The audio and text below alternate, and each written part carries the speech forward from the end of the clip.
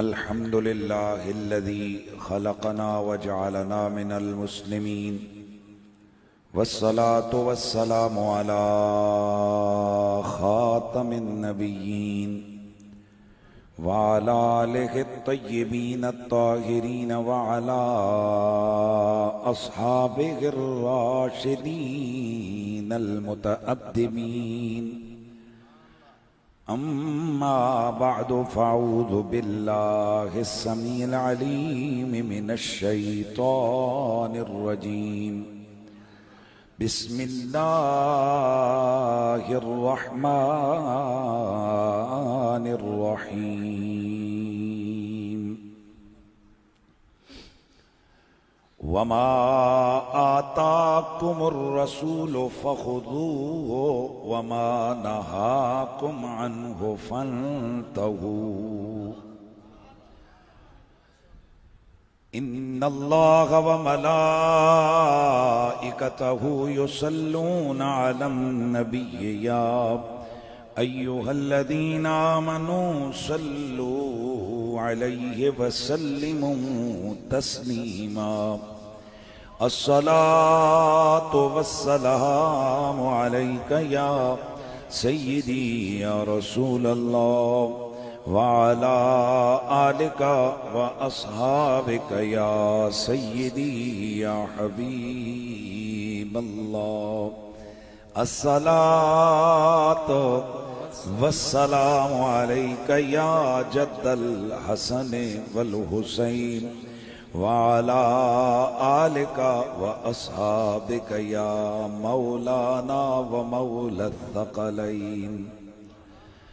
تم ہو فتح باب نبوت، تم پر ختم دور رسالت، رب کی اعلیٰ خلافت والے صلی اللہ علیہ وسلم، صلی اللہ علیہ وسلم. سب سے افضل، سب سے اکرم، سب سے اعلیٰ، سب سے اقدم، شان ختم نبوت والے صلی اللہ علیہ وسلم، صلی اللہ علیہ وسلم. تم ہو اول، تم ہو آخر، تم ہو باطن، تم ہو ظاہر، سب سے اعلیٰ امت والے صلی اللہ علیہ وسلم، صلی اللہ صدیق اکبر عثمان و حیدر عمر بھی تم پر دل سے قربان. صدیق اکبر عثمان و حیدر عمر بھی تم پر دل سے قربان. سارے صحابہ عظمت والے، تمہارے صحابہ عظمت والے صلی اللہ علیہ وسلم. موج اول بحر رحمت، موج اول بحر رحمت، جوش آخر بحر رافت، فیض و جود و سخاوت والے، فیض و جود و سخاوت والے صلی اللہ علیہ وسلم، صلی اللہ علیہ وسلم. بعد از حمد و صلات لائق صد تعظیم و تکریم، زیب و زینت خانوادہ سادات علی پور شریف، رونق بزم علم و عرفان، فخر السادات، پروردہ آغوش ولایت، گرامی المرتبت حضرت محترم قبلہ پیر سید منور حسین شاہ صاحب جماعتی دامت برکاتکم القدسیہ، حضرت صاحبزادہ والا شان الحافظ القاری پیر طریقت جناب محمد شفیق جماعتی علوی ادام اللہ ذلکم السامی، لائق صد تعظیم و تکریم جناب محترم حافظ فاروق احمد جماعتی صاحب، دیگر جملہ ثنا خانان مصطفیٰ، علماء ذی قدر و ذی مرتبت، جمیع حاضرین و سامعین، السلام علیکم ورحمۃ اللہ تعالی وبرکاتہ۔ آج کی یہ عظیم الشان تقریب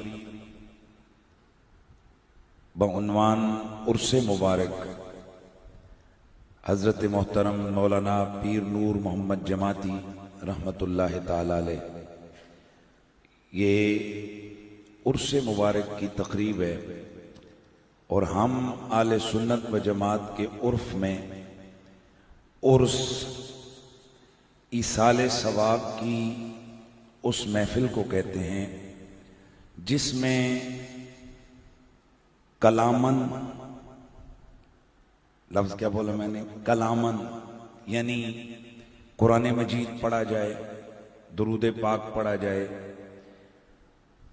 دیگر اوراد مبارکہ کا وظائف ہوں، ثنا خوانی ہو، اور دین کا پیغام دیا جائے، اور تعامن اس کے بعد ایصال ثواب کے لیے کھانا کھلا دیا جائے، اور دیگر امور خیر جس محفل میں سر انجام دیے جائیں، اور اس ساری محفل کا ثواب صاحب عرس کی روح کو بخش دیا جائے، ایسی محفل ایصال ثواب کو ہم عرس کا نام دیتے ہیں۔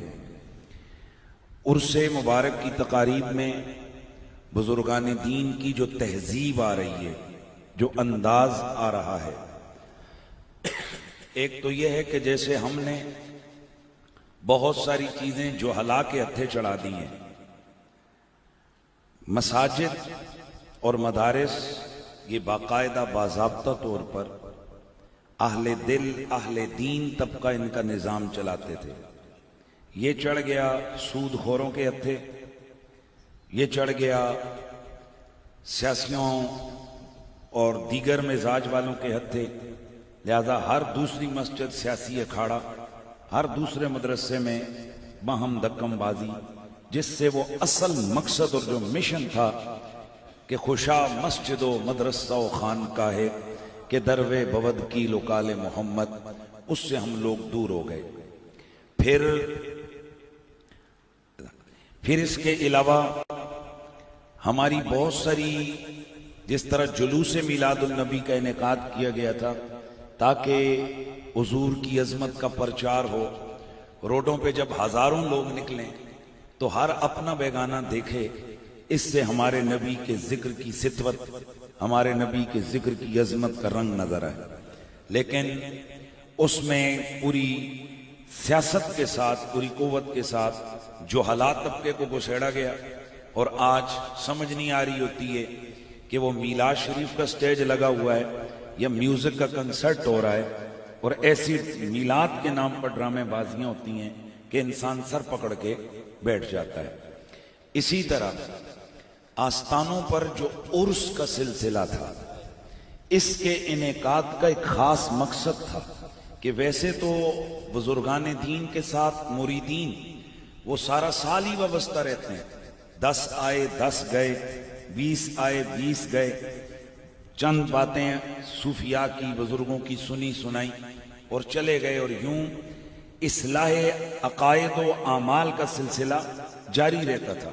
لیکن ایک ایسا منظم اجتماع ہو کہ جہاں ساری طرف سے مریدین جمع ہوں اور وہاں آپس میں تعارف بھی ہو، الیک سلیک بھی ہو، اور باضابطہ اور باقاعدہ طور پر 1 دن یا 2 دن یا 3 دن اجتماعات ہوں کہ جن میں عقیدے کی اصلاح کی بات ہو، عمل کی اصلاح کی بات ہو، اور لوگ اس آستانے سے پورا دین سیکھ کے جائیں. تو یہ ایک مقصد تھا ہمارا عرس کی محافل کا.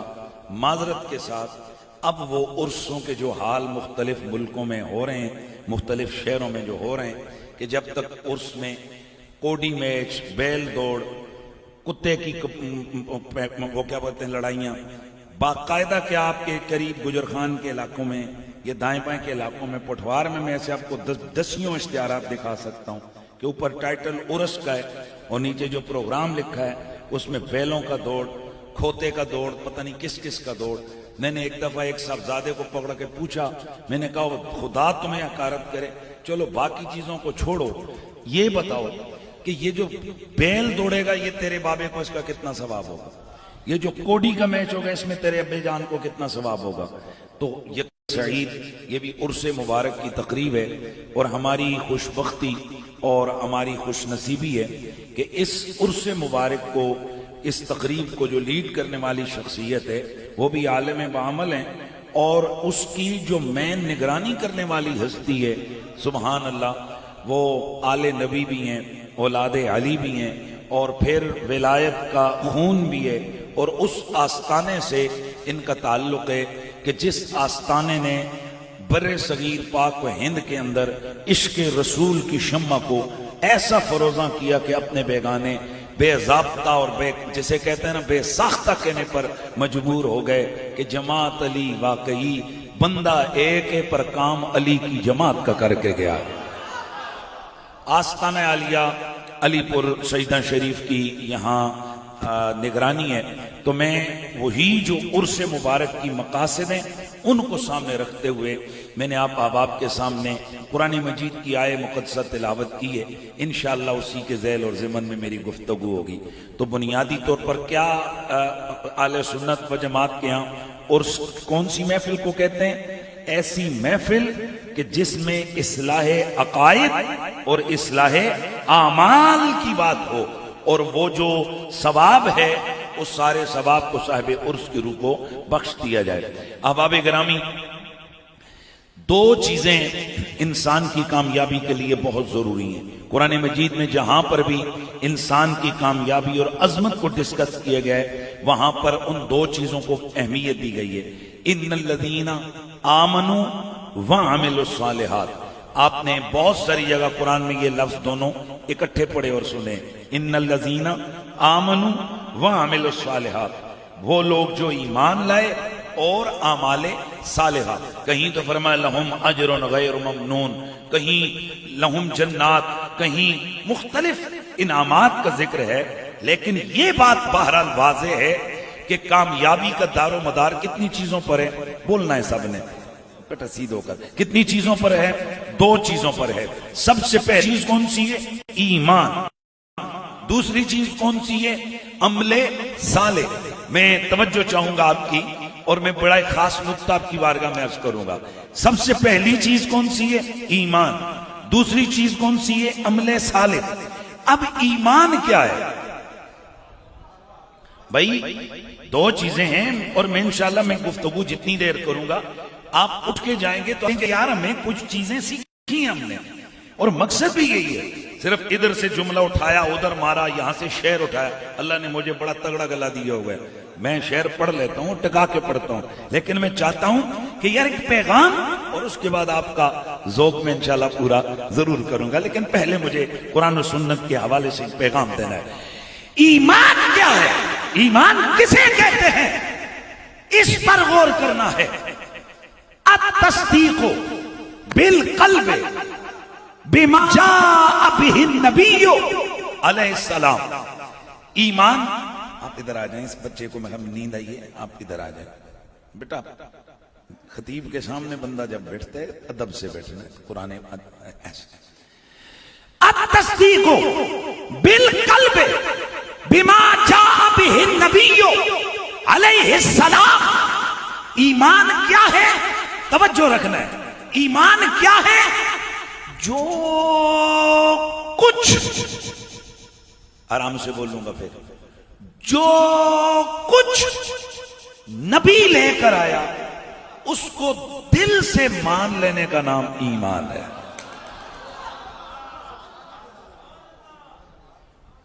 میرے خیال میں آپ کو بہت کچھ سمجھا گیا یہ جملہ کہہ کر. میں پھر بولوں گا. ایمان کیا ہے؟ التصدیق بالقلب بما جاء بہ النبی علیہ السلام. جو کچھ حضور لے کے آئے اسے دل سے مان لینے کا نام.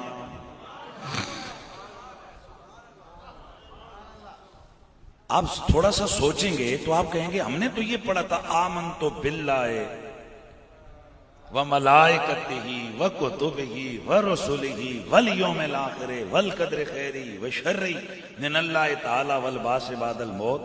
یار یہ آج ہم نے جو ایمان کی تعریف پڑھی ہے وہ کیا ہے؟ جو کچھ نبی لے کے آیا اسے دل سے ماننے کا نام ایمان. تو ذرا غور سے سنیے. ایمانیات میں، تکلم میں اللہ کا نام پہلے آتا ہے، نبی کا نام بعد میں آتا ہے. اور تصدیق میں نبی کا نام پہلے آتا ہے، اللہ کا نام بعد میں آتا ہے. حیران ہو گئے نا آپ میں نے کیا کہہ دیا؟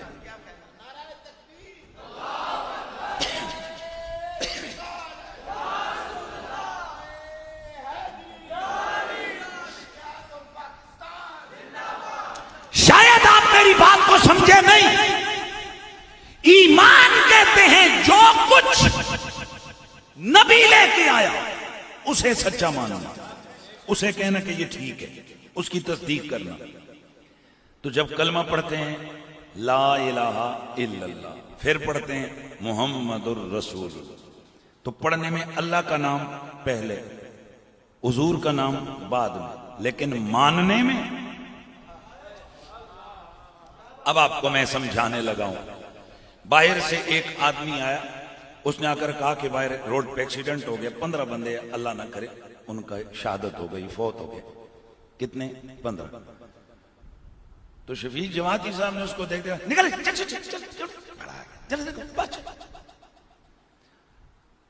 ساتھ ہی یہ بھائی صاحب تشریف لائے. انہوں نے کہا جناب بڑا افسوس ہوئے، بعد ایکسیڈنٹ ہو گئے، 15 بندے جان سے.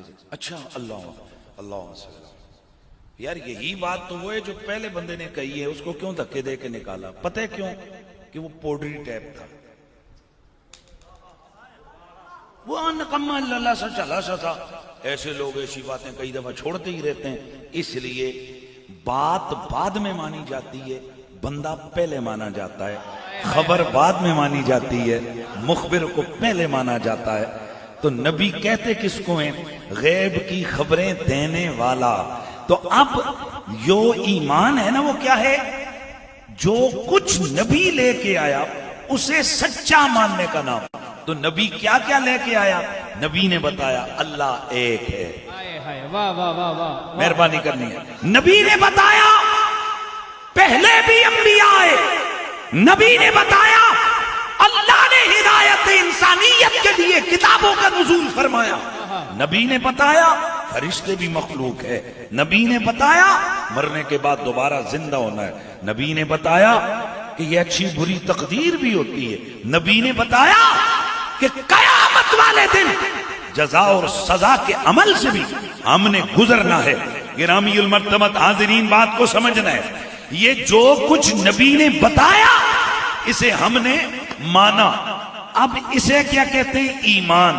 تو اب مجھے دل پہ ہاتھ رکھ کے بتائیے، آپ نے اللہ ایک ہے اس کو پہلے مانا یا آپ نے جو حضور نے یہ پیغام دیا حضور کو پہلے مانا؟ نہیں سمجھ آئی؟ اور پہلے مخبر کو مانا جاتا ہے، پھر اس کی خبر کو مانا جاتا ہے. لہذا پہلے پیغمبر کو مانا جاتا ہے، پھر اس کے پیغام کو مانا جاتا ہے. توحید نبی کا پیغام ہے. توحید نبی کا پیغام ہے، لہذا نبی کو صحابہ نے پہلے مانا، نبی کے پیغام کو صحابہ نے بعد میں مانا۔ اسی طرح ہم حضور کی باقی امت بھی نبی کو پہلے کہ بھئی جو کچھ انہوں نے کہا وہ کیا ہے، سچ ہے۔ اور آپ حیران ہوں گے، آج تو ہمارے لیے نا ایک عجیب و غریب قسم کے ہمارے اسٹائل بنا دیے گئے۔ بھائی بس 5 وقت کی نماز پڑھو، داڑھی کو تیل سے لگا لو، پگڑی شگڑی پہن لو، گلے میں پٹکا پہننا تو چھوڑنا ہی نہیں، اور اس کے بعد جناب علیہ ادھر ایک کنگھی شنگھی لٹکا لو، اور تھوڑا سا ڈرامے میں کر لو، تم مفتی ہو، جسے چاہو دین میں داخل کرو، جسے چاہو خارج کرو، جسے چاہے سنی بنا دو، جسے چاہے فوراً شیعہ بنا دو، جسے جو چاہے کہتے پھرو، بس تمہارے پاس لائسنس ہونا چاہیے۔ اور وہ کتنا آسان ہے، 5 میٹر کا کپڑا ادھر، 3 میٹر کا کپڑا ادھر، خاص قسم کے درزی سے سلا ہوا لباس،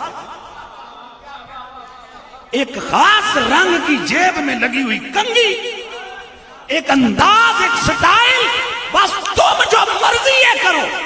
تم شیعوں کے ساتھ ملو، تم ہندوؤں کے ساتھ ملو، تم رافضیوں کے ساتھ ملو، تم حلال کرو، تم سود کھاؤ، تم کرپشن کرو، تمہیں کوئی پوچھنے والا نہیں۔ البتہ تم جسے چاہو جنت میں داخل کرو، جسے چاہو دوزخ میں داخل کرو۔ لیکن حضرات توجہ فرمائیے گا، میں بہت بڑی بات کرنے والا ہوں، اور اس بات کو ذہن میں رکھیے۔ آج ہمارا نوجوان دین سے دور کیا جا رہا ہے، دھیان میری طرف رکھنا ہے، دین سے دور کیا جا رہا ہے حضرات۔ یار چاچا جی میرے سامنے بیٹھے، ادھر دیکھو جی، ادھر میرے رکھو، درشی پڑھ لیں ادھر پہ۔ سیدی یا رسول اللہ وعلا آلک و صحابک یا سیدی یا حبیب اللہ۔ میں اب آپ کے سامنے ایک چیز عرض کر رہا ہوں، کیا یہی نہیں دیا گیا معیار کہ بس داڑھی ہے، پگڑی ہے، بس لوٹا مسلح ہے، مسواک ہے، یہ تو پکا جنتی بندہ ہے؟ اور کیا ہمیں یہ پیغام صرف نہیں دیا جا رہا بھئی 5 وقت کی نماز پڑھ لو، روزہ رکھ لو، بس تم پکے ٹھکے جو ہے نا جنتی ہو؟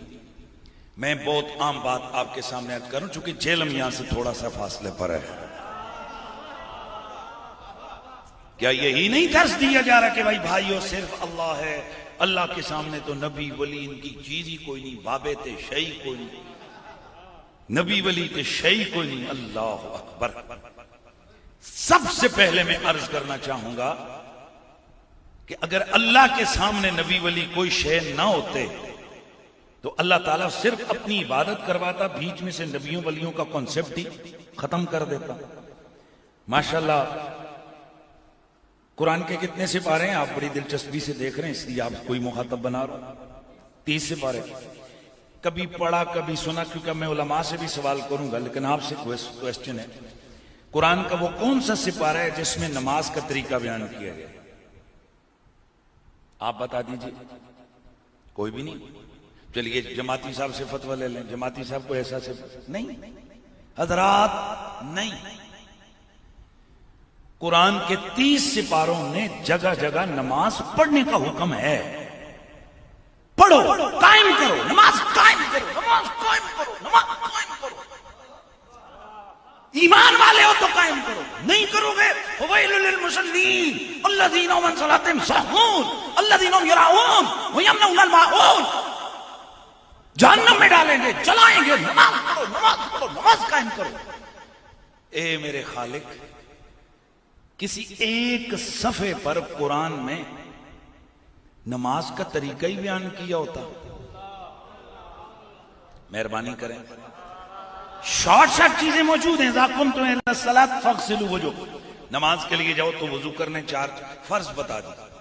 باقی نماز میں کسی بھی جگہ اللہ تعالیٰ نے نماز میں، قرآن میں کسی بھی جگہ نماز کے فرضوں اور واجبوں کو بیان نہیں کیا۔ نماز کیسے ٹوٹتی ہے بیان نہیں کیا۔ نماز کی شرطیں کتنی کون سی ہیں بولتے جانا یاد، تمام شرطوں کو اکٹھا بیان نہیں کیا۔ تو مجھے بتائیے 30 سپارے قرآن میں قوم موسیٰ کا تذکرہ، قوم عیسیٰ کا قصہ، قوم عاد و سمود کے تذکرے، جناب یوسف و یونس و ایوب کے تذکرے، پچھلے نبیوں کے تذکرے، پچھلے نبیوں کی امتوں کے تذکرے، ذوالقرنین کا تذکرہ۔ چونٹی کا قصہ، گائے کا قصہ، یار یہ سب ہے تو قرآن مجید میں ذرا ایمان سے بتائیے کہ کیا کوئی ایک چھوٹی سی سورت آ جاتی سورت الصلاۃ کے نام سے اور اس میں باقاعدہ طریقہ لکھا ہوتا ہاتھ کتھے بننے نے ہیں، کتھے رفع یدین کرنا ہے، کدھر رفع یدین نہیں کرنا ہیں جی، لتاں ہنج کھڑ لی ہیں تے لتاں ہنج، بھائی جھگڑا ہی ختم ہو جاتا امت میں۔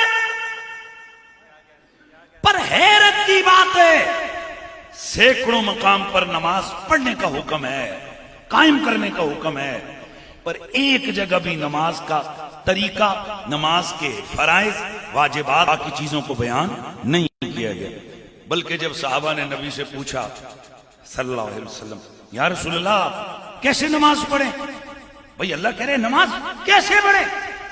ایک لفظ صلو کما رأیتمونی، اس طرح نماز پڑھو جیسے مجھے نماز پڑھتا دیکھتے ہو۔ بھائی حیرانگی کی بات ہے، نماز کس کی عبادت ہے؟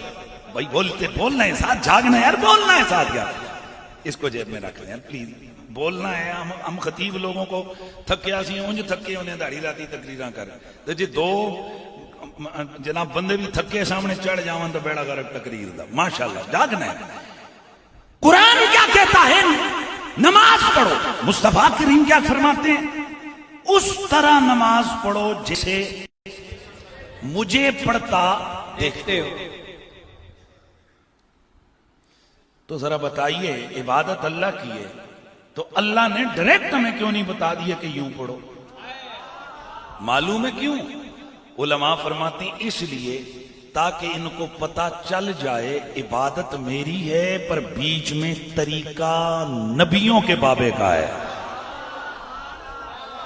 بھائی اپنے اپنے بابے ہیں نا، تو ہمارا نبی نبیوں کا بابا، نبیوں کے بزرگ، نبیوں کے تاجدار، تاجدار ختم نبوت ہیں۔ بیچ میں اللہ نے اپنے محبوب نبی کو رکھا، کیوں بھلا؟ مجھے تو یہی سمجھ آئی ہے کہ تاکہ کہیں یہ نماز، ویسے بھی یہ جو تھوڑا تھوڑا چلے شلے لگاتے ہیں ان کا دماغ تھوڑا سا گھوم جاتا ہے، یہ کسی کہتے ہیں کسی بابے کسی پیچ بس اللہ ادھر ہی لگے رہے بھائی، میرے رب کو وزلی ابدی اس کو معلوم تھا کہ یہ تو پہلے ہی میرے یار سے بیگانے ہوئے پھرتے ہیں، پھر کہیں کوئی لاہوری فرقہ اٹھے گا، پھر کہیں پشوری فرقہ اٹھے گا، پھر کہیں کوئی جیلمی فرقہ اٹھے گا، پھر کوئی جناب والا یہاں پر قادیانی فرقہ اٹھے گا، پھر کئی فتنے اور فسنے یہ فرقے اٹھیں گے اور وہ کہیں گے کسی نبی کسی ولی کی کوئی ضرورت نہیں ہے، بس صرف نماز پڑھو، بس یہ پکڑ لو۔ ہر بندے کے پاس اس کی یوں لگی ہوتی ہے سورۃ الصلاۃ، اس میں پڑھتا اللہ وہ سمجھتا، میں کہا فرمایا نہیں، نماز پڑھ پر مجھے وہ نماز چاہیے جس میں سجدہ میرے لیے ہو، محبت میرے یار کے لیے ہو، اطاعت میرے محبوب کے لیے۔ نماز پڑھ، کیونکہ جب تو اللہ اکبر کرے گا تیرا پہلا تصور کیا آئے گا کہ نبی نے ہاتھ کہاں تک اٹھائے، کیونکہ اللہ نے کہ نبی نے کیا فرمایا؟ اس طرح پڑھو جیسے مجھے پڑھتے دیکھتے ہو۔ تو اب صحابہ نے نماز بعد میں پڑھی، پہلے نبی کو دیکھا کہ نبی کیسے پڑھتے ہیں، تو میرے نبی نے پڑھ پڑھ کے ان کو سکھایا۔ اب نماز اللہ کی عبادت ہے، پر آپ یقین کیجئے ہر رکن میں تصور مدینے والے کا ہے، گویا میرا رب چاہتا ہی نہیں ہے کہ یہ امت نبی سے ہٹ کے میرے پاس آئے۔ سبحان اللہ کی آواز آنے۔ تو یہاں سے میں ایک جملہ بولا کرتا ہوں اور وہ خدا کی قسم آپ اگر توجہ سے سنیں گے تو آپ کو مزہ آئے گا۔ وہ جملہ یہ ہے کہ جب وہ رب ہو کر اس نے ہمیں ڈائریکٹ نماز کا طریقہ نہیں بتایا، ڈائریکٹ روزے کا طریقہ نہیں بتایا، بیچ میں نبی کو رکھا۔ اس نے حج زکات کا طریقہ نہیں بتایا، بیچ میں نبی کو رکھا۔ اور جب وہ خدا ہو کر ہم سے ہمیں کچھ دے، ہم سے مخاطب ہو تو ڈائریکٹ نہیں ہوتا، نبی کو بیچ میں رکھتا ہے۔ شرم نہیں آتی؟ تم بندے ہو کر رب سے ڈائریکٹ ہونے کی کوشش کر رہے ہو۔ جسے مل گیا کملی والے کا دامن اسے دو جہاں کا خزانہ ملا ہے بھلا باغ جنت کو وہ کیا کرے گا مدینے میں جس کو ٹھکانہ ملا ہے بھلا باغ جنت کو وہ کیا کرے گا مدینے میں جس کو ٹھکانہ ملا ہے ولی سے ملا ہوں علی سے ملا ہوں علی سے ملا ہوں نبی سے ملا ہوں نبی سے ملا ہوں ولی سے ملا ہوں نبی سے ملا ہوں نبی سے میں مل کر خدا سے ملا ہوں خدا کی قسم میری قسمت تو دیکھو مجھے تو سخی کا آستانہ ملا ہے جسے مل گیا کملی والے کا دامن اسے دو جہاں کا خزانہ ملا ہے آسانی دی جا نمازیں پڑھے جا شب و روز سجدوں پہ سجدے کیے جا سجدے کیے جا اذان اسی کی نمازیں اسی کی آواز آئے اذان اسی کی نمازیں اسی کی جسے پنجتن کا گھرانہ ملا ہے جسے مل گیا کملی والے کا دامن اسے دو جہاں کا خزانہ ملا ہے مطلب یہ واضح ہو گیا کہ کائنات کا رب جو بے جیت ہے جو بے رنگ ہے جو بے جسم ہے جو بے عضو ہے لا یجری علیہ زمان ولا یجری علیہ مکان اللہ دی لاہیت لہو ولا جیت لہو ولا کیفیت لہو ولا جسم جسیم لہو ولا قسم قسیم لہو ولا جزو لہو ولا عدو لہو لا یجری علیہ زمان ولا یجری علیہ مکان تعالی عن عوارض الجسمانیہ والمکانیہ والحیوانیہ والبشریہ الذی خلق الارض والسماء اللہ کون ہے جو نہ جہت میں مقید نہ زمانے میں مقید نہ مکان میں مقید نہ اس کی شکل نہ اس کا رنگ نہ اس کی جہت نہ اس کی کیفیت نہ اس کا عطا نہ اس کا پتہ پھر بھی کہتے ہیں منو منو جملہ بول رہا ہوں جہت اور زمان و مکان میں رہنے والوں کو کہتا ہے اسے مانو جس کی نہ جہت ہے نہ زمانہ ہے نہ مکان.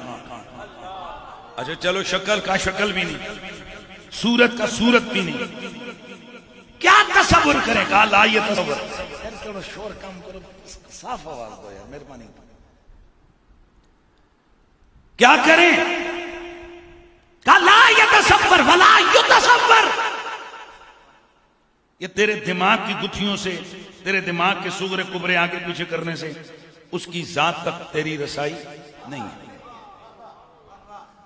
آئے ہائے ہائے، تو جس کا نہ رنگ ہے، نہ زمانہ ہے، نہ مکان ہے، نہ جہت ہے، نہ حیت ہے، نہ کیفیت ہے، نہ جزو ہے، نہ عضو ہے، نہ شکل ہے، نہ صورت ہے، نہ تصور ہے۔ علماء یہاں جانتے ہیں تمام چیزیں یہاں ختم ہو گئیں جو انسان سہارا بنا کر کسی تک پہنچ سکتا ہے۔ اور یار آپ کے یہاں کو پولیس والا ہوگا، اس سے وہ جب کوئی کسی قاتل تک، کسی بندے تک پہنچتے ہیں تو کچھ چیزیں ہوتی ہیں، کوئی کھرا، کوئی ایڈریس، کوئی بادشاہ، کوئی شکل، کوئی فوٹو، کوئی چیز ہے ہی کچھ نہیں تو کہ کہندے نے انا کام ہے سر، کوئی پتہ نہیں۔ توجہ، تو اس بے رنگ، بے جسم، بے جہت، بے کیفیت، اس سب خالی ان چیزوں سے اس نے ہمیں کہاں کھڑا کیا؟ کہا جو اسے بھیجوں گا جو رنگ والا بھی ہے، صورت والا بھی ہے، سیرت والا بھی ہے، جہت والا بھی ہے، کیفیت والا بھی ہے بھی تم میں سے۔ بس اس جملے پہ مزہ دینا ہے بھی تم میں سے، پر تم جیسا نہیں ہے۔ لقد جاءکم رسول، الحمدللہ یہ فقیر جب گفتگو کرتا ہے اللہ کا بڑا کرم، ایک ایک قرآن کی آیت، ایک ایک حدیث ہمارے پیش نظر ہوتی، اب ہمیں گپے نہیں لگاتے۔ لقد جاءکم رسول من انفسکم، تم میں سے بھیجوں گا، تم میں سے، توجہ، بھیجوں گا۔ غلطی کیا ہو گئی؟ مولوی کو کہاں سے غلطی لگی؟ رب نے کہا تم میں سے بھیجوں گا، یہ بہت چیخنے لگا ہم جیسا آ گیا، ہم جیسا آ گیا۔ کہا نا نا نا، ادھر مخلوق میں شامل، ادھر اللہ سے واصل۔ یہ تیری شکل و صورت والا اس لیے بنا کر بھیجا، تیری جنس میں سے اس لیے بنا کر بھیجا تاکہ تیرے لیے رہنمائی ہو۔ کیوں؟ تو نے میری عبادت کرنی ہے تو وہ کر کے دکھائے، توجہ ہے نا، تو نے کھانا کھانا ہے تو وہ کھا کر دکھائے، سونا کیسے وہ سو کر دکھائے، جاگنا کیسے وہ جاگ کر دکھائے، شادی کیسی کرنی وہ کر کے دکھائے، بولنا کیسے وہ بول کے دکھائے، بلانا کیسے وہ بلا کر دکھائے، ہر چیز تیرے لیے کرنے کے لیے، وگرنہ تو کیا سمجھتے یہ تیرے جیسا ہے؟ اب جملہ بولنے لگا، یہ تو چھوڑ، اس کے مقتدی بھی تیرے جیسے نہیں۔ 2 منٹ منہ کے آگے ہاتھ رکھو بندہ پھڑک گیا۔ ڈاکٹر کہتے ہیں سانس بند ہونے سے موت واقع ہوئی ہے کیونکہ پھیپھڑوں میں دیکھا گیا کہ پورے ورم آ چکا تھا۔ تو بولو وہ ہندی ہے نا، اگر منہ بند کر کے سانس رک کے ایسے ہے، کتنے منٹ اس کو آکسیجن نہیں ملی جی؟ 1.5 سے 2 منٹ اس کو آکسیجن نہیں ملی، بندہ پھڑک گیا۔ اللہ، ایک نبی ایک پیغمبر ہے، نام ہے حضرت یونس۔ حضرت یونس اللہ تعالیٰ کے نبی ہیں، اللہ کی حکمت و رازوں کے تحت آپ جا رہے ہیں اور اچانک آپ نے سمندر کے اندر چھلانگ لگائی، اللہ نے ایک بڑی مچھلی کو حکم دیا نگل لے یونس، لیکن نوالا نہیں بنانا، مہمان بنا کے رکھنا ہے۔ بڑے سائز کی مچھلی جناب یونس علیہ السلام کو نگل کے تہہ سمندر میں چلی گئی، جناب یونس مچھلی کے پیٹ میں۔ توجہ ہے سرکار، جناب یونس مچھلی کے پیٹ میں، جب نیچے نیچے مچھلی چل رہی ہے تہ کے ساتھ، تو یونس نبی کے کانوں میں آواز آئی اللہ اللہ اللہ اللہ، اندر سے کنیکشن کیا۔ توجہ ہے نا، یہ کس چیز کی آواز آ رہی ہے؟ کون یہاں تہ سمندر میں کون ذکر کر رہا ہے؟ کہا یہ تہ سمندر پہ جو ریت کے ذرے اور کنکر ہیں یہ خدا کا ذکر کر رہے ہیں۔ اللہ کے نبی نے وہیں پر پڑھ لیا لا الہ الا انت سبحانک انی کنت من الظالمین۔ اللہ کے پیغمبر نے اس مچھلی کے پیٹ میں خدا کا ذکر کیا۔ توجہ ہے، دن گزر گئے 3 یا دن گزر گئے 40، 2 روایت لیکن کم از کم کتنے دن ہیں حضرات؟ 3 دن ہیں حضرات کم از کم کتنے دن؟ 3 دن۔ پھر بولیے کم از کم 3 دن ہیں مچھلی کے پیٹ میں، سمندر کی تہ میں۔ کون ہے؟ انسان، نبی، لیکن وہاں کر کیا رہے ہیں؟ اللہ کا ذکر کر رہے ہیں۔ اس کا مطلب ہے زندہ ہے نا۔ واہ واہ واہ، تو پانی کے اندر ویسے بھی جاؤ تو بندہ تھوڑی دیر بعد فارغ ہے، اور یہاں تو ڈبل نہیں، ٹرپل، ایک مچھلی کا پیٹ، پھر پیٹ کے اندر بھی میدا، پھر مچھلی خود بھی باڈی، اور پھر اس کے وہ خود بھی کس کے اندر؟ پانی کے اندر، اور پانی کے اندر نیچے تو کوئی کسی قسم کی آکسیجن کانسیپٹڈ ہی نہیں ہے۔ تو پھر اس کا مطلب یہ ہوا کہ اللہ کا نبی زندہ، پہلا دن بھی زندہ، دوسرا دن بھی زندہ، تیسرا دن بھی زندہ۔ اللہ فرماتا ہے جب میرے یونس نبی نے میرا ذکر کیا تو میں نے کہا چل مچھلی سے اگل۔ توجہ، اللہ قرآن میں فرماتے اگر یونس نبی میری تسبیح، میری تقدیس نہ کرتا، میرا ذکر نہ کرتا، قیامت تک مچھلی کے پیٹ میں رہتا۔ اللہ اللہ۔ اچھا، اس کا مطلب یہ گارنٹی کون دے رہے؟ اللہ۔ کب تک کے لیے؟ قیامت تک کے لیے۔ کہاں؟ مچھلی کے پیٹ میں۔ مچھلی کے پیٹ میں تو چیزیں جو ہے نا 1-2 دن کے اندر ہضم ہو جاتی ہیں، ختم ہو جاتی ہیں، یہ قیامت تک رہنے کی گارنٹی کیسی؟ بھائی سمجھ نہیں آئی؟ تو پھر اسی طرح رہتے، اسی طرح کا مطلب ہے یوں ہی سانسیں لیتے رہتے۔ تو حضرات دل پہ ہاتھ رکھ کے دماغ کو یوں کر کے کھرچیے اور بتائیے کہ یہ بغیر آکسیجن کے کیسے زندہ ہیں؟ اللہ ہیں اگر میرے اور تیرے جیسا ہوتا 2 منٹ کے اندر اللہ کی بارگاہ میں پہنچ چکا ہوتا۔ یہ جو مچھلی کے پیٹ میں بھی زندہ ہے نا، یہ اسی لیے کہ وہ تیرے اور میرے جیسا نہیں ہے۔ تو اگر مقتدی تیرے میرے جیسا نہیں ہے تو امام المرسلین تیرے میرے جیسا کیسے ہے؟ اسی لیے ہم پڑھتے ہیں تو شاہ خوبا تو جانے جانا، تو شاہ خوبا تو جانے جانا ہے، چہرہ ام الکتاب تیرا نام بن سکی ہے، نام بن سکے گا، نام بن سکی ہے، نام بن سکے مثال تیری، جواب تیرا، آواز آ جائے، نام بن سکی ہے، نہ بن سکے گا مثال تیری، جواب تیرا۔ تو سب سے تو سب سے آخر ملا ہے اس نے دوام تجھ کو، ہے عمر لاکھوں برس کی تیری، ہے عمر لاکھوں برس کی تیری، مگر ہے تازہ شباب تیرا، نام بن سکی ہے، نہ بن سکے گا مثال تیری، جواب تیرا۔ اللہ نے انسانوں میں سے انبیاء کو چنا، ان میں سے چنا، لیکن جنہیں چنا وہ ان جیسے نہیں ہے، ان کی شان یہ گئے اس بے جیت کو، بے کیفیت کو، بے رنگ کو، بے شکل کو، وہ دیکھتے بھی ہیں سنتے بھی ہیں، لیکن یہ جو دیکھنے والا معاملہ ہے، بعض دیکھتے ہیں اظہار جمال و جلال کے ساتھ، اور بعض دیکھتے ہیں ذات جلال و جمال کے ساتھ۔ مہربانی کریں گے؟ جتنے بھی انبیاء آئے، ہر نبی سے ان کی امت نے جب ان کو پیغام دیا، نبیوں نے اللہ ہے کہا، کیسا ہے، کہاں ہے؟ کہا وہ ایسا ہے جو مکان میں نہیں، زمان میں نہیں، جیت میں نہیں۔ ایک کوسچن آخری انہوں نے کیا، تم نے دیکھا ہے اسے؟ نہیں دیکھا تو ہم نے نہیں ہے، ہمیں بھی یہی بتایا گیا کہ وہ ہے، اس کی قدرتوں سے ہم نے اس کو مانا اور جانچے کہ وہ ہے۔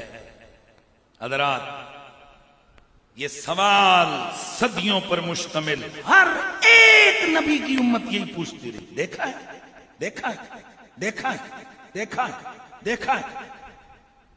یہی کوشچن آ گیا موسیٰ نبی کے پاس. موسیٰ نبی نے ہاتھ اٹھائے, رب ارنی انظر الیک, یا اللہ میں اب تجھے دیکھوں گا. فرمایا لن ترانی, ہرگز نہیں دیکھ پائے گا, ہرگز نہیں دیکھ پائے گا.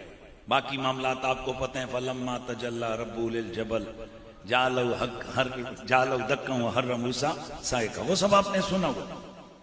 تو یعنی ایک نبی تھا جو گیا تھا دیکھنے, پر جب ان سے بھی پوچھا گیا دیکھا ہے, کہا دیکھا تو تھا پر دیکھ پایا نہیں تھا. پھر زمانہ بیتتا گیا, انبیاء آتے گئے, یہی سوال بڑھتا چلا گیا, دیکھا ہے, دیکھا ہے, دیکھا ہے. آئے ہائے, بالآخر چونکہ کوئی ایک تو اس کائنات میں ہوگا نا جو اس دعوے کو کمپلیٹ کرے گا, اس مسئلے کو سولو بالکل حل کرے گا, تاکہ سب خاموش ہو جائیں. سوالات کے بعد سوال گیا, دیکھا ہے, دیکھا ہے, دیکھا ہے, نہیں نہیں نہیں نہیں نہیں. بالآخر ایک ایسی ہستی ہے, جب ان سے پوچھا گیا رب ہے, کہا ہے, کہا دیکھا ہے, فرمایا ما زاغ البصر وما طغى. واہ واہ واہ, ایسا دیکھا ہے کہ رب نے بلا کے دکھایا ہے. سبحان اللہ کی آواز آئے نا. ایسا دیکھا کہ نہ آنکھ جھپکی نہ نظر چندیائی. کس کو دیکھا یہ موسیٰ سے پوچھے کوئی, آنکھ والوں کی ہمت پیلا کو سلام. بہرحال میں بات اختتام کی طرف لے کے آ رہا ہوں. بھائی کوئی نتیجہ تو نکالیں, یہ کیا بات ہوئی, قریشی صاحب نے کیا تقریر کی, سمجھ نہیں آئی. لیکن نہیں, ہم اپنے جملے کو مکمل, اپنی بات کو, میسج کو مکمل کریں گے. تو نبی کون ہے؟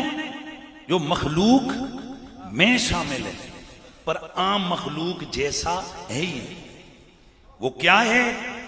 وہ اپنی ذات کے کمال کی وجہ سے مظہر ذات الہی ہے, مظہر صفات الہی ہے, اور ادھر مخلوق میں شامل, کھاتا بھی ہے, پیتا بھی ہے, جاگتا بھی ہے, سوتا بھی ہے, اٹھتا بھی ہے, چلتا بھی ہے, پھرتا بھی ہے. اس لیے اس بے صورت نے اس صورت کے ذریعے اپنے جلووں کا اظہار کیا, اس بے جہت نے اس جہت والے کے ذریعے اپنی طاقت کا اظہار کیا. وہ اسی لیے پیر صاحب نے فرمایا تھا نا, اے صورت دسے بے صورت, بے صورت دسے, ہاں بے صورت دسے جی توجہ ہے. یعنی جن کی صورت نہیں ہے جس کی, وہ اس صورت سے نظر آئے.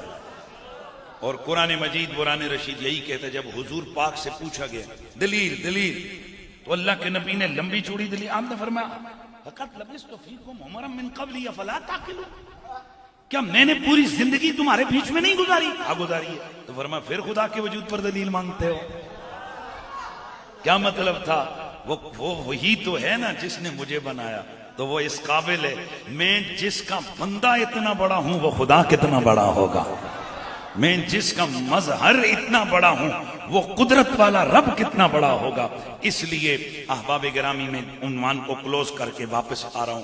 اس لیے اللہ نے ایک نظام بنایا ہے, اس نے انسانیت کو مخلوق میں سے چنا ہے اور ان کی رہنمائی کے لیے اپنے نبیوں کو روانہ کیا ہے.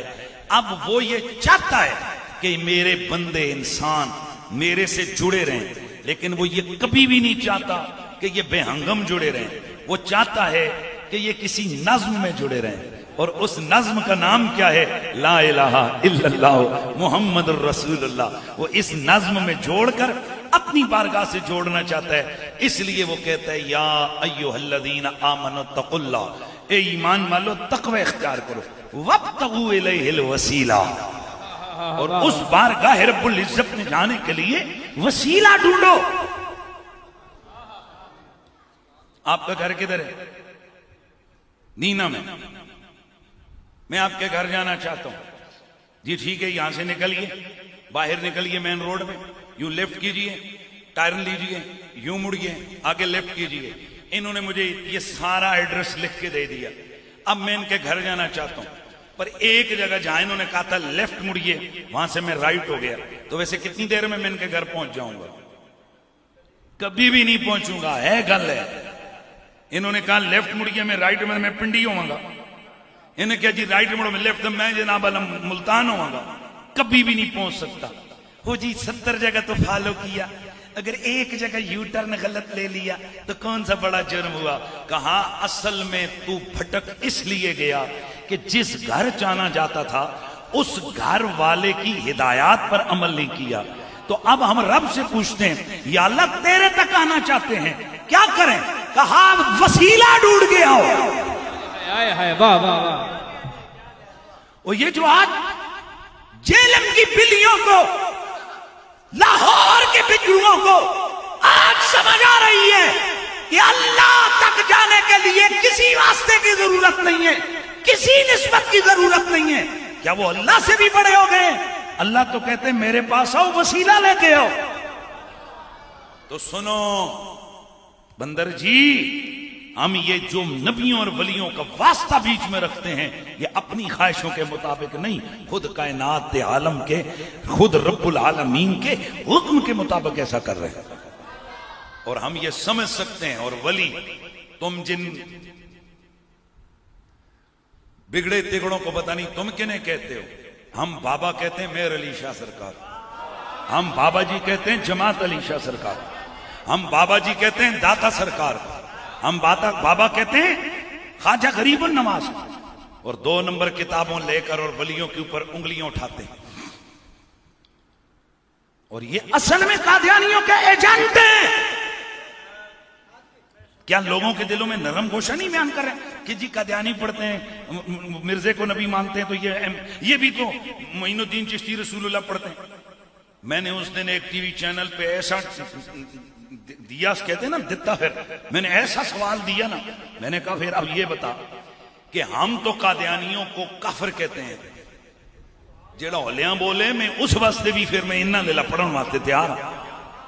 جو قادیانیوں کے کافر ہونے میں شک کرے وہ بھی دائرہ اسلام سے خارج ہے. حق بے شک، اس میں کوئی دوسری رائے نہیں. پوری امت متفق ہے کہ قادیانی، بولو پتر تسی آج بول سو تے کل بول سو، قادیانی آواز کچھ بول، قادیانی پھر بولو، قادیانی کافر ہے. قادیانی جو ان کے کفر میں شک کرے بھی کافر، وہ بھی کافر. تو بھی یہ مت کرنا کہے کہ معین الدین چشتی اجمیری کافر ہے. تو کہنا کہ ان کے ماننے والے یہ سارے کافر ہیں. نہیں نہیں میں نہیں کہتا کیونکہ یہ ڈاؤٹ ہے. اور پلیت بے ایمان، پھر تو کیا یہ کیوں بکواس کرتا ہے کہ جناب یہ قادیانیوں سے بھی اوپر ہیں؟ ہم تو قادیانیوں کے کافر ہونے میں شک نہیں کرتے.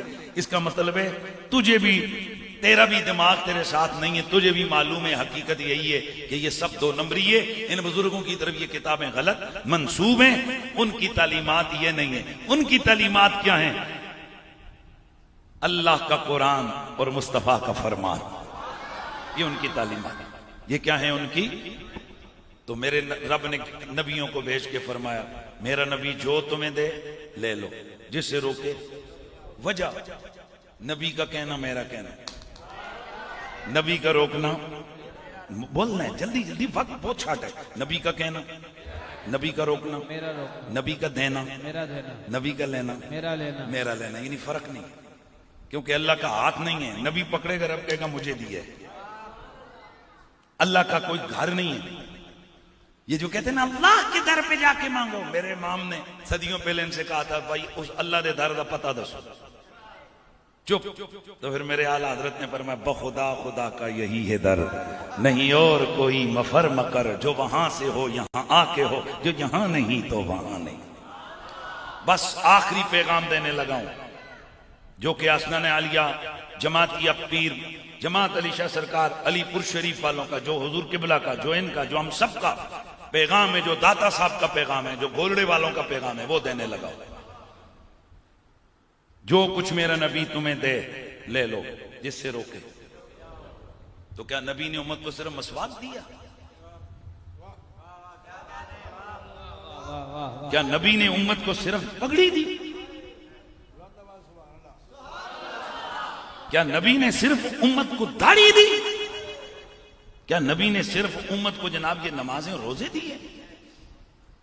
آج اس اجتماع میں میرے پروگرام لائیو اگر نہیں بھی چل رہا، ریکارڈڈ ہے، اچھا لائیو چل رہا ہے تو لوگ ویڈیو بھی بنا رہے ہیں۔ میرا یہ چیلنج ہے اور ڈنکے کی چوٹ پہ میں کہتا ہوں، لا الہ الا اللہ محمد الرسول اللہ۔ نبی نے جب دینے کی باری آئی تو امت کو کیا دی؟ نمازیں، روزے، زکوٰۃ، حج، یہ سب نبی نے دیا نا۔ اور ان میں سے بہت ساری چیزوں پر کیا کیا؟ زور دیا۔ نماز پڑھنی ہے، زور دیا۔ نماز ترک کرنے پر پڑا روکا نہیں، روکا نہیں ترک کرنا۔ لا الہ الا اللہ محمد رسول اللہ، اپنی تعلیمات کا نچوڑ آپ کو بتا رہا ہوں۔ نبی نے اتنا زور نماز، روزے، زکوٰۃ اور حج پہ نہیں دیا جتنا زور نبی نے اپنی اور اپنی آل بیت کی محبت پر دیا۔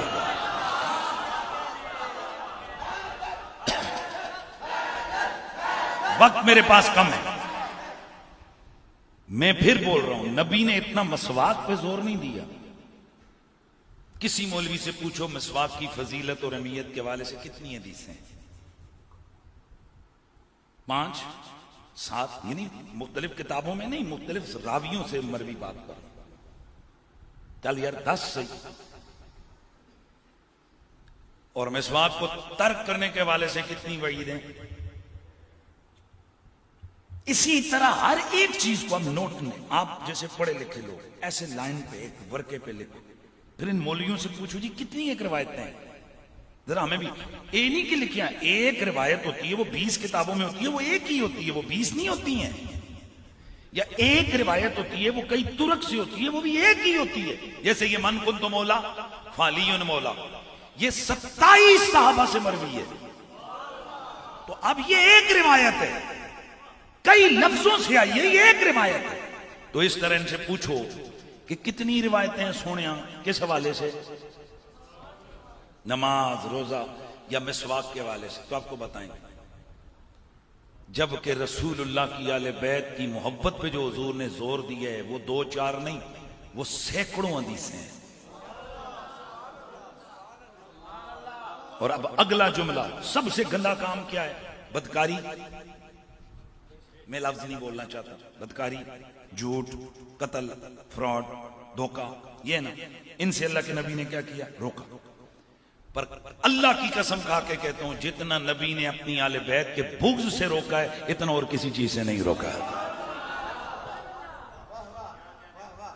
خدا کے شرک کے بعد حضور نے اپنی اور اپنی آل بیت کے بغض سے جتنا امت کو روکا ہے اتنا کسی کو نہیں روکا۔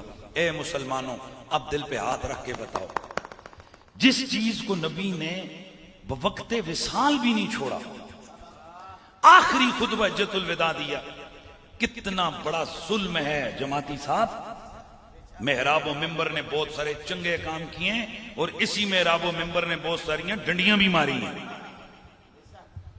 یہ تو لوگوں کو بتائیں گے اللہ کے پیغمبر نے فرمایا کسی کالے کو گورے پر، گورے کو کالے پر، چٹے کو کالے پر، کالے کو چٹے پر، حبشی کو اجمی کو حبشی پر، کوئی فضیلت نہیں ہے الا بالتقوی، مگر تقوی کے ساتھ۔ پڑوسی کا خیال کرو۔ یہ سارا کیا ہے؟ حجۃ الوداع کے موقع پر حضور نے فرمایا جڑا آخری فائنل جس اتے نبی پاک زور دے دے کے 3 وارا کھوایا، سن لیا ہے، سن لیا ہے، سن لیا ہے، وہ گالی مولوی نہیں دستا۔ میں آپ کو بھی بتاؤں گا، آپ کہیں گے یہ تو سنوں نہیں دسے کدی۔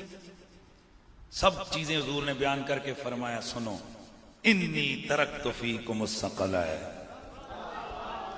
انی تارک فیکم ما ان تمسکتم لن تضلوا بعدی، کتاب اللہ و عطرتی اہل بیتی۔ جا کر قسم دے کے ان مولویوں سے پوچھو کیا یہ حدیث، بھائی چھوڑو آج کل ایک کام ہے تھوڑے ہاتھ لکھو تے خطبہ، اور پھر جا کر پوچھو ان 2 نمبروں سے کہ جو مسواکوں کے لیے تو چوک میں کھڑے ہو کے درس دیتے ہیں، اور جو رسول نے سب سے زیادہ جس پہ زور دیا، اگر کوئی بندہ اہل بیت کی بات کرے اسے شیعہ کہتے ہیں۔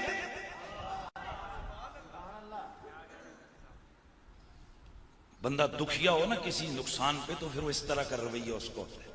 آپ تو کہتے ہیں یار اتنے جذبات میں کیوں، جذبات آ جاتے ہیں۔ قوم کا پیسہ غلط استعمال ہو نا، روڈ پہ گندی روڑی پڑ جائے، یعنی کارپٹ غلط ہو، 500 گالاں کٹ دے وہ ٹھیکیدار بغیرت کھا گیا فلانا، کتنے غصے ہوتے ہو، تھوڑے جیبے چ لگے دے، کہتے نہیں قوم کا پیسہ ہے۔ اور جتھے پیسہ قوم نہ جاوے تے اتنے تپدے ہوتے، جتھے قوم دا ایمان جا رہے ہوئے اتھے مولوی نہ تپے۔ خدا کے بندو، ہر جگہ اپنی بات نہیں ہوتی، کہیں امت کے لیے بھی رونا پڑتا ہے، درد ہوتا ہے دل میں، اس سے بڑا درد اور کیا ہے؟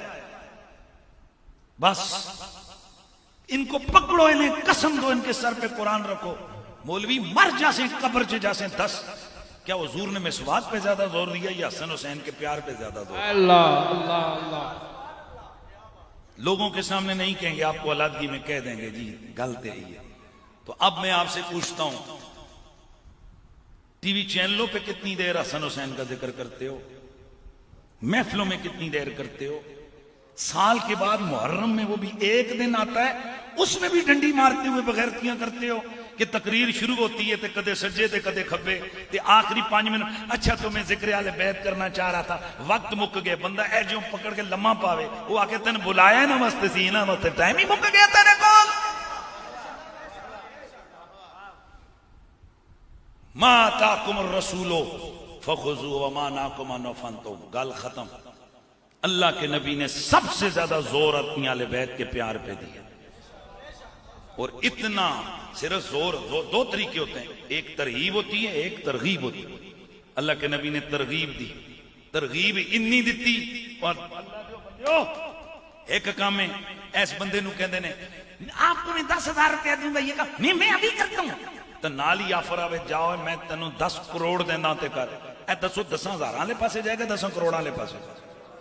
لیکن عقل ہوئی تے کتنی کی طرف جائے گا؟ اور 10,000 کی طرف جائے گا 10 کروڑ کی طرف؟ آپ میں سے بتاؤ نا، ایک بندہ آفر لگاتا ہے یہ کام کر تو 10,000 دوں گا، دوسرا اسی جگہ آفر لگاتا ہے یہ کام کر 10 کروڑ دوں گا، آپ کس کی طرف جاؤ گے؟ 10 کروڑ والے کی طرف۔ اللہ، تو نماز پڑھو گے کیا ملے گی؟ جنت۔ روزہ رکھو گے کیا ملے گی؟ حج کرو گے کیا ملے گی؟ جنت۔ ان ساری چیزوں سے ملے گی جنت، لہذا جنت کو مس نہیں کرنا بھائی، نماز پڑھنے، روزہ رکھنے، سب کچھ۔ پر کبھی اس امت کو یہ بھی بتاؤ، حضور نے ایک بڑا انعام پیکج اعلان کیے، فرمایا من احبنی وحب ہذین واباہما وامہما کان معی فی درجتی یوم القیامہ، جس نے مجھ سے پیار کیا، زہرا و علی و حسنین سے پیار کیا، قیامت والے دن جنت میں میرے والے درجے میں میرے ساتھ ہوگا۔ واہ واہ واہ واہ واہ واہ، یہ آ گئی ترغیب۔ مسواک کرو تو 70 گنا نماز کا ثواب بڑھتا ہے۔ میں کہتا ہوں قربان جائیں حضور کی سنت پر اتنا حلوہ کھانا بڑی سنت نہیں ہے، میٹھی سنت۔ مسواک اتنی میٹھی سنت نہیں ہے، داڑھی اتنی میٹھی سنت نہیں ہے جتنی میٹھی سنت حسنین کریمین سے پیار کر۔ تو آخر کیا وجہ ہے کہ اساں انیاں میٹھیاں سنتاں کھٹیاں کر دیتیاں ہیں جی، انہاں دے پاسے جا نہیں رہے، اور اگر کوئی چلا جائے ان کا ذکر کرتے ہوئے تو اس کے لیے بندوقیں فتووں والی تیار ہوتی ہیں۔ لیکن ایسے زمانے میں ایسے لوگ موجود ہیں۔ میں اکثر کہا کرتا ہوں کوئی زمانہ بھی میسم تمار سے خالی نہیں رہتا۔ میسم اس کردار کا نام ہے جو تختہ دار پہ چڑھ کے زبان کٹوا لیتا ہے پر اپنے محبوب علی پر لعنت نہیں کرتا۔ ہاں، ہر زمانے میں آل بیت کے دیوانے رہے ہیں اور انشاءاللہ رہیں گے۔ بے شک وہ تھوڑے ہوں گے پر جو ہوں گے وہ ستھرے ہوں گے۔ انہی آل رسول کی ولا اور محبت کا علم بلند کرنے والوں میں یہ ہستیاں شامل اور شریک ہیں۔ لیکن یہ بھی شیعہ ہو گئے ہیں، وہ بھی شیعہ ہو گئے ہیں۔ اے جڑے کو کمی کل جی ایسی شفیق جماعتی صاحب پوری ہو گئی نہیں، قریشی نو بلایا جائے آج ہن سدھے ہو جاؤ۔ اے جڑے باقی مولوی حضرات آئے ہو تسی بھی فارغ ہو۔ پتہ ہے کیوں؟ ہمارا جرم یہ ہے کہ ہم کہتے ہیں کہ زہرا کی بیٹی سے خطا نہیں ہوئی ہے. ہاں؟ یہ پلید، یہ مولوی یہ کہتے ہیں کہ نہیں، جب انہوں نے باغ فتق مانگا تو خطا پر تھی. میں نے کہا تیری ماں سے خطا ہوئی ہے اس مسئلے پر کہ تجھے اس نے شاید امکان تھا خطا کا تو خطا ہو گئی، لیکن میرے رسول کے جگر کے ٹکڑے سے خطا نہیں. توجہ ہے سب کی؟ بالکل. اور فقیر کا وہ جملہ شاید قبول ہو گیا، اللہ تعالیٰ قبول کرے، کہ میں نے جو جملے بولے تھے بیماری کے عالم میں نے کہا تھا جہاں رسول کی آل ہو وہاں خطا نہیں جاتی، اور جہاں خطا ہو وہاں آل نہیں جاتی، وہاں آل نہیں جاتی.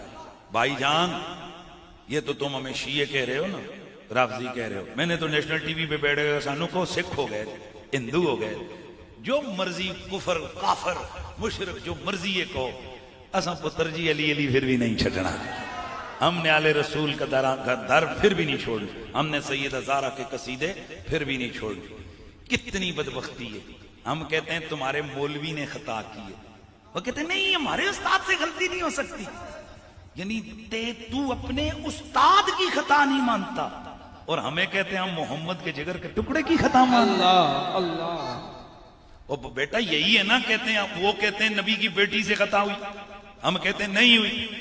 جو مولوی کہتا ہے اس سے خطا ہوئی تو اس کے شاگرد ہمیں گالیاں کیوں دے رہے ہیں کہ یہ ہمارے استاد سے خطا نہیں ہوئی. ان کو اللہ عقل دے، یہ بیٹھ کے سوچیں کہ ہمیں کہتے ہیں کہ یہ کیوں نہیں مانتے، اور تم اس پلید قسم کے مولوی کی خطا ماننے کو تیار نہیں ہو. پتہ نہیں اس کا بچپن کیسا گزرا، اس کی زندگی کیسے گزری، اس کے ادوار حیات کیسے گزرے، اور جب تم اس کی خطا نہیں مانتے ہو تو ہمیں اس کے لیے کہتے ہیں ہم اس کی خطا مانیں، جسے رب کا قرآن کہتا ہے انما یرید اللہ لیذھب عنکم الرجس اہل البیت ویطہرکم تطہیرا. ہم ان کی خطا مانیں؟ نہیں. تو پھر ہم تو یہ کہتے ہیں، کہہ رہے ہیں، کہتے رہیں گے کہ کوئی تجھ سا ہوا ہے کہاں فاطمہ، کوئی تجھ سا ہوا ہے کہاں فاطمہ، تو اے حسنین و زینب کی ماں فاطمہ، تو اے حسنین و زینب کی ماں فاطمہ. خود نبی مکرم کی نظر وہاں، تیرا لطف و کرم ہے جہاں فاطمہ. وقت چونکہ بالکل نماز کا اینڈ کی طرف جا رہا ہے، میرے خیال میں ہمیں بلا تاخیر نماز، اور باقی اگر ہوتا بھی یہ بعد میں کریں، بالکل اینڈ کی طرف چلا گیا. اللہ تعالیٰ صاحب عرص کے درجے بلند فرمائے. اللہ تعالیٰ شفیق جماعتی صاحب کو اور ان کی ساری ٹیم کو دارین کی ساتھ نے نصیب فرمائے. چونکہ نماز بالکل اختتامی ہے تو مکروہ وقت میں نہ داخل ہو جائے، ہم نماز پڑھتے ہیں.